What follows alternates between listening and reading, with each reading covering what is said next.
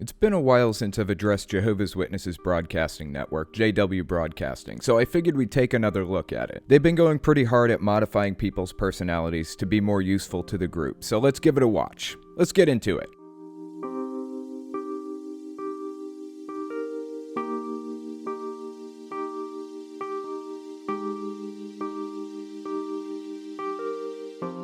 Before we get into it, I just want to mention a couple things. If you like the work I do and you want to see me continue to do it, you can support me in a couple of ways. The best way is through Patreon. But another way you can support me is by going to my retro games store. I sell controller and cartridge stands for every system from the original Nintendo to the Xbox One, so give that a look. All links to everything are in the description as always. Okay, let's get into this video. Welcome to JW Broadcasting. Do you sometimes say things you later regret? Something unkind, perhaps critical of others? We'll learn from this dramatization how to adjust not only what we say, but also how we think. Okay, first of all, what's with this dude's personality? He talks like a robot. Seriously, it's the worst. But that's how they want their members to act. If you guys remember, a long time ago, like when I first started my YouTube channel, I was talking about how Brother Brown seemed like a bad actor. You were really quiet the whole way home. Is everything all right? Yeah, I'm fine. What is on your mind? I can't believe the nerve that Ben has. Ben? Yeah, Ben. He gave me counsel about that talk that I gave last week. I took the counsel, but I don't like my attitude. I let pride get in the way of another elder giving me counsel just because I've been an elder longer. But it wasn't his acting. It's literally how they want their members to act. They take personality modification to an extreme. And in my opinion, that's one of the main things that defines something as a destructive cult. Modifying people's behaviors with rewards and punishments to turn them into something that's more useful to the group. And that's evidenced by what they said in that clip. We'll learn from this dramatization how to adjust not only what we say, but also how we think. Starting to see a trend here? Still wonder why they're always so smiley and creepy? It's programmed into them. That's why they act like that. Now that I pointed it out, you'll notice it every time. Sorry for that. Okay, let's move on. How seriously should we take holiness? It's no small matter. Today, the world around us is increasing in badness. 2 Timothy chapter 3, verse 13 warns that wicked men would advance from bad to worse. Undoubtedly, before the end, Satan's efforts to promote wickedness will intensify.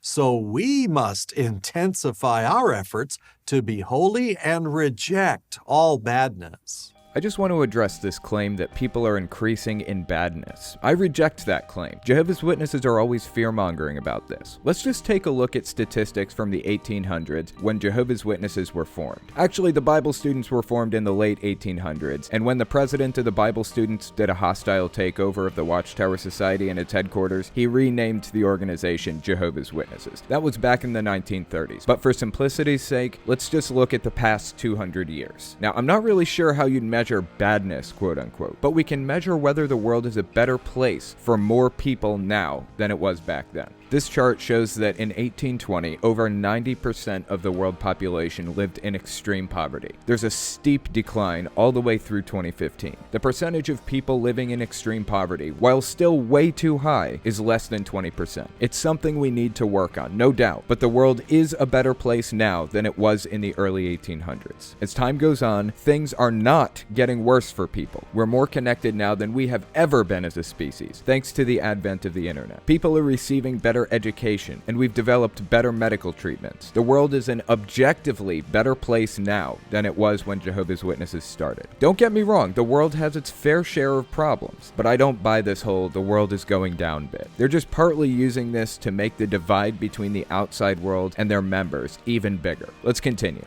Satan and the demons would love to penetrate our clean and holy position. Doing so could impact the kingdom work or stumble others. So we can't be complacent. We must intensify our efforts to reject all badness. Thus, holiness is a vital topic. We need to better understand the source of holiness, Jehovah God. I'm sorry, this is just terrible. I'm getting Brother Brown flashbacks right now. Where would I be if I did not have faith? That I would see Jehovah's goodness in the land of the living, hope in Jehovah, Be courageous and strong of heart. Yes, hope in Jehovah. Thank you, Brother Brown. That psalm is very faith-strengthening. It is, Chris. Especially the question at verse 13. Where would I be if I did not have faith? This dude is like a robot, and it's the absolute worst. I actually knew Jehovah's Witnesses who acted like this. It's the new personality at its best. For good measure, let's just take one more look at a clip of a governing body member to see how he acts.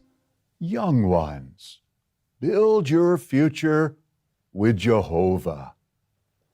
If you do, 1 Timothy 6:19 assures that you will safely treasure up for yourself a fine foundation for the future, and you will get a firm hold on the real life. Okay, so I've shown you Brother Brown, I've shown you Stephen Lett, and now we're going to get back to this JW Broadcasting episode. But keep that personality in mind as we watch this next clip. Imagine that you're the prophet Isaiah who received a divine vision. What would you have seen? And one called to the other, "Holy, holy, holy is Jehovah of armies. The whole earth is filled with his glory." They're repeating the word holy 3 times, teaches us that Jehovah is holy to the superlative degree. But what exactly is holiness? What does it mean to be holy?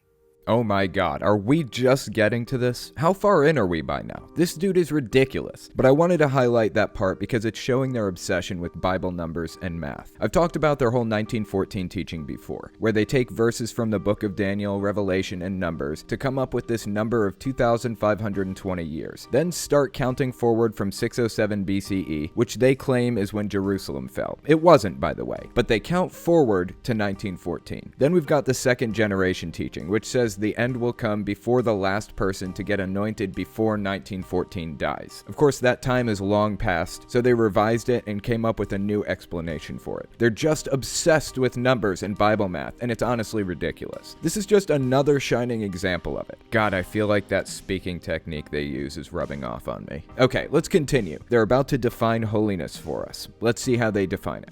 A quality possessed inherently by Jehovah, a state of absolute moral purity and sacredness. When referring to humans, animals, things, places, time periods, and activities, the original Hebrew word conveys the thought of separateness, exclusiveness, or sanctification to the holy God, a state of being set aside for Jehovah's service. In the Christian Greek scriptures, the words rendered holy and holiness likewise denote separation to God. The words are also used to refer to purity in one's personal conduct. What did we learn?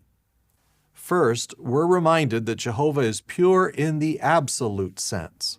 God, he treats the audience like they're idiots. I'd be embarrassed to act like this on my own platform. Anyways, let's take another look at their definition. Here's the first part. A quality possessed inherently by Jehovah. A state of absolute moral purity and sacredness. You hear people like William Lane Craig making this argument all the time in Christian debate circles. The God of the Old Testament did some objectively terrible stuff. How does he justify it? God is the definition of morality. So anything he does is moral. Thus, even the most terrible stuff from the Old Testament was moral because God commanded it. It's the same basic idea that's been regurgitated by people through the centuries. Now let's take a look at the second half. It says, when referring to humans, animals, things, places, time periods, and activities, the original Hebrew word conveys the thought of separateness, exclusiveness, or sanctification to the holy God, a state of being set aside for Jehovah's service. Again, this is Jehovah's Witnesses trying to push the idea that they should be separate from the world, live in it, but don't be a part of it. It's the reason why I wasn't allowed to have friends outside the religion when I was little, and it's the reason why you can't go to get-togethers at work or go to parties or have a drink with anybody who isn't associated with the religion.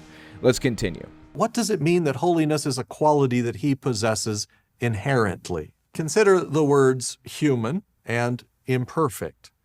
Today, those two words naturally go together. Imperfection is within all of us and affects everything we do.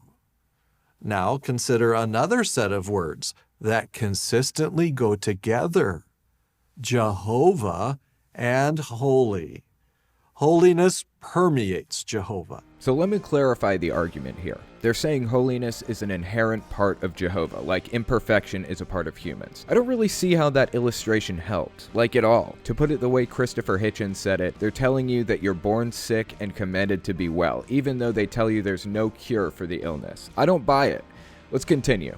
Today, virtually everything about human society, alienated from God, is polluted in some way, either by inherited imperfection or by outright wickedness. Of course, they believe themselves to be the only true religion. So if you're not a Jehovah's Witness, then you're alienated from God. So what they're saying is virtually everything and everybody that isn't connected to Jehovah's Witnesses in some way is polluted by immorality. Look at this picture. I think the majority of the people looking at this stuff, worldly or not, would rather it didn't exist. It doesn't take a Jehovah's Witness to recognize that extreme poverty is a bad thing, or any of the other stuff pictured, except one thing. Take a look in the bottom right there. What is that? Is that person receiving a blood transfusion? Is that what's happening? They're depicting it as evil, and it's a medical practice, so it must be a blood transfusion. This is subtle fear-mongering about medical procedures, and it's literally getting people killed. It's really disappointing. Okay, let's move on. Jehovah's holiness is beautiful.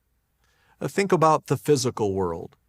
How do you feel about beautiful things? Are you drawn to them or repelled by them?